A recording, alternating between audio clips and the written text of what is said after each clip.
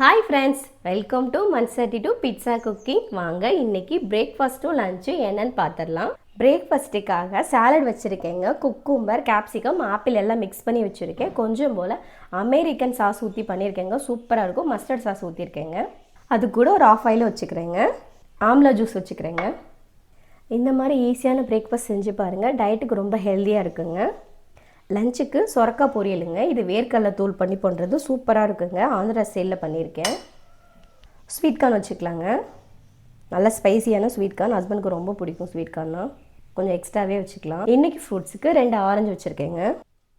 லஞ்சுக்கு capsicum rice வச்சுருக்கேங்க. சூப்பராக இருக்கும். கேப்சிகம் நல்லா குக் ஆகக்கூடாது. ஆஃப் ஆயில் தாங்க பண்ணணும். அப்போ தான் நல்லாயிருக்கும். சாப்பிடும்போது க்ரன்ச்சியாக. ரொம்ப குக் ஆயிடுச்சுன்னா ஒரு மாதிரி சாஃப்டாக இருக்குங்க, மாவு மாதிரி டேஸ்ட்டில்.